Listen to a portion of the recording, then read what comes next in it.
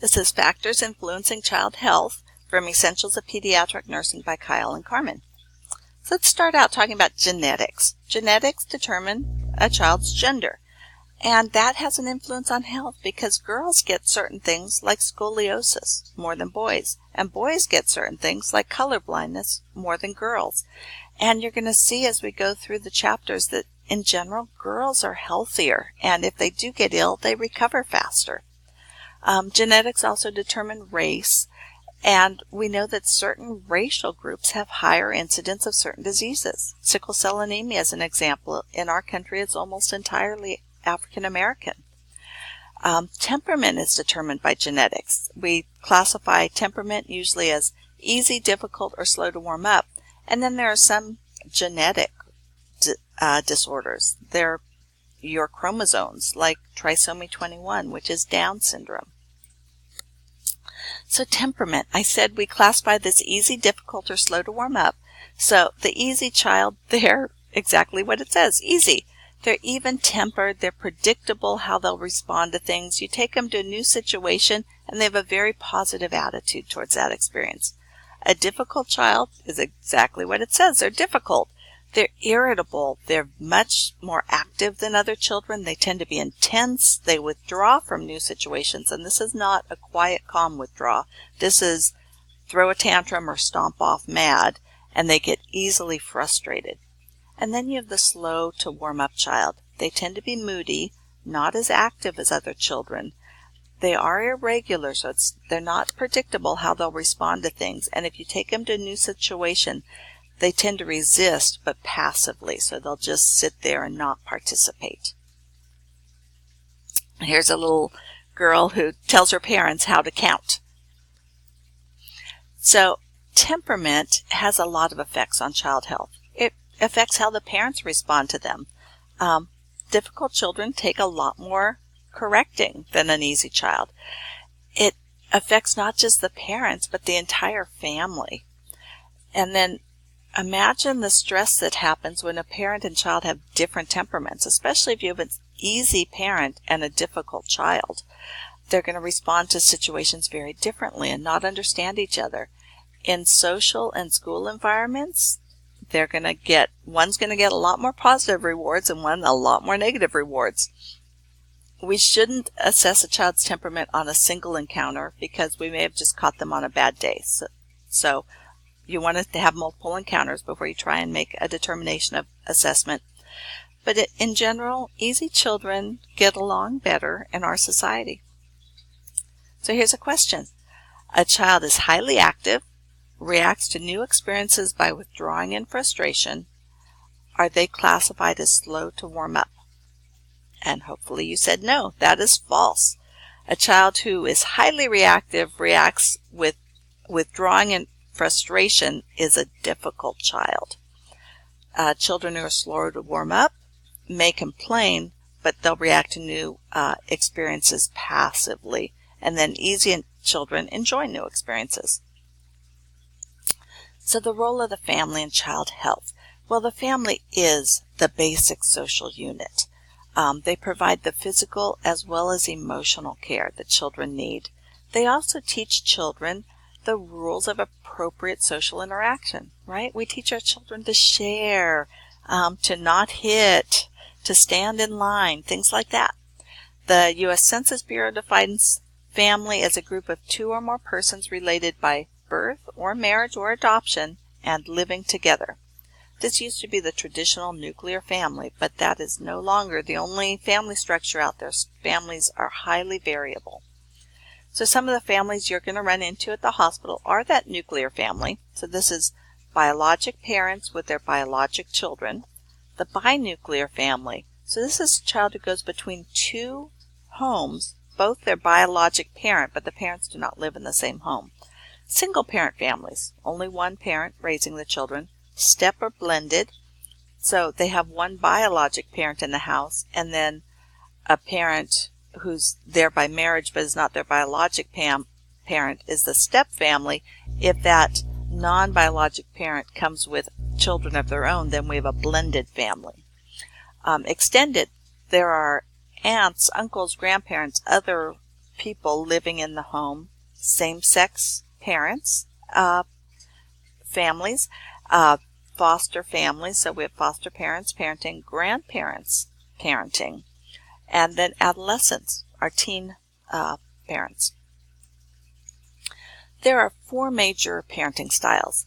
Authoritarian, this is the parent who says, my way, no questions asked. Authoritative, and the other name for this is democratic, and I prefer to use that just because it's not quite so similar. This is the parent who is in charge, but they take into account the child's wishes. And then the permissive, or the other term is laissez-faire parent, and this is where there really are no rules. The children have very little guidance. And then the rejecting or neglecting family, and the parent meets the basic needs, but none of the emotional needs. So here's a question. Parent sets rules for the child and expects the child to follow them without asking any questions or complaining. Which parenting style is this? Authoritarian, authoritative, permissive, or rejecting, neglecting? And hopefully you said authoritarian.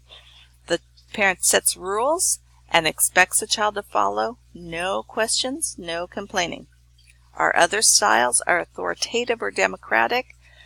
The parent shows respect for the child's opinion, even though they do have the ultimate authority. And then the permissive, laissez-faire, there's very little control over the child.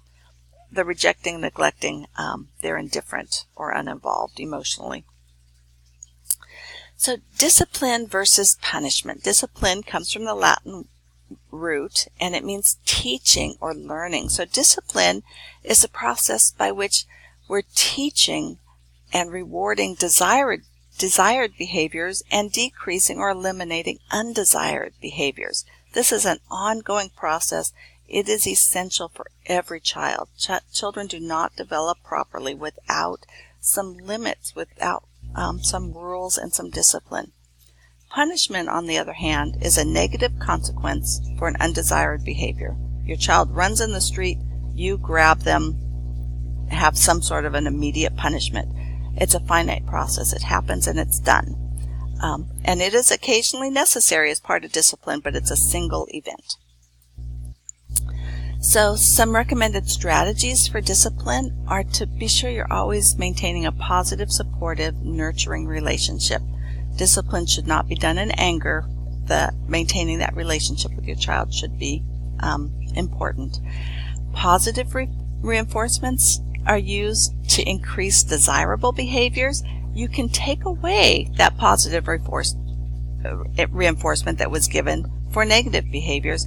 And then there are times when negative consequences need to be done to eliminate undesirable behaviors, such as the child who runs out into the street.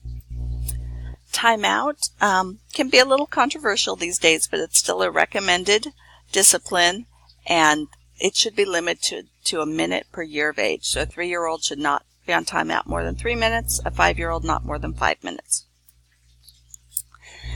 So culture is also in this chapter. And different ethnic groups have different customs, different ways of doing things, different characteristics, different languages, different family structure, as well as roles within the family, different food preferences, different moral codes, what is allowed and not allowed, and different healthcare practices. So some of the beliefs and practices of cultural groups that can impact healthcare may be that there are very set roles for family members, including children. There may be roles and responsibilities for the extended family, so we can't just treat the parents and the child. We need to include the clan leader or the grandparents. There may be models of health and disease and understanding of cause of disease that are a little different than Western medicine. How they express pain or what's accepted for expression of pain may be very different than we're used to. The role that food plays can be different. In some cultural groups, certain foods need to be eaten with certain illnesses. Or the role of spirituality. Is prayer tried before antibiotics? Our book recommends that all nurses develop a level of cultural competence. That starts with being culturally self-aware, knowing what your own biases are so that you don't assume everyone feels the same as you do. Having some cultural knowledge, realizing those areas that are different. Having some skills in being able to navigate when you're dealing with people who don't share your beliefs and your biases. And you're going to gain that through cultural encounters. So, spirituality and religion. When we have a family who don't share our same spiritual and religious beliefs, we need to respect their beliefs. We need to include in the plan of care those things that matter to them, including their dietary preferences, rituals that they may want performed, such as baptism or communion, amulets or icons. Do they want to keep a Bible on the bed or a picture of a saint? Practices related to dying. If we're losing a child, let's make sure the family is involved in how we're going to deal with that. Allowing visits from their spiritual leader. Those should all be included in our plan of care. This child, the family, has a Bible on the bed. Don't move it. That's part of our plan of care for that child. Media. We live in the digital age. There are potential negative effects on children, though. Obesity. Children aren't out playing. They're sitting in front of screens.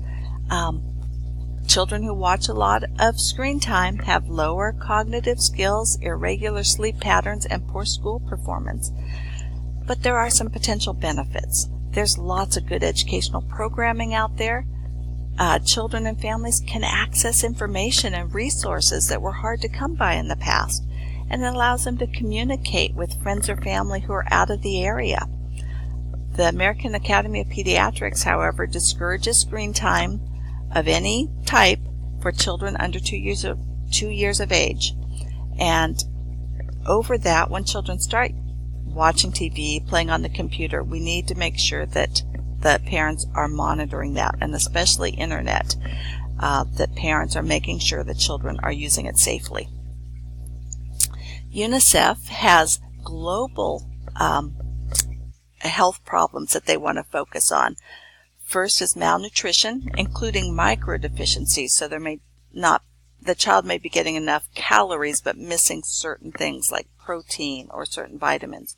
HIV and AIDS, acute respiratory infections such as pneumonia and respiratory infections. Pneumonia is the leading cause of death of children globally. Diarrhea from lack of clean water and sanitation. This is the second leading cause of death globally. Not in the U.S., but globally. They want to encourage vaccine-preventable diseases such as measles. They want to work on decreasing malaria. We're fortunate we don't have malaria here, but pretty much all warm tropical regions do. And then they want to work on poor health care of pregnant and nursing mothers to improve that.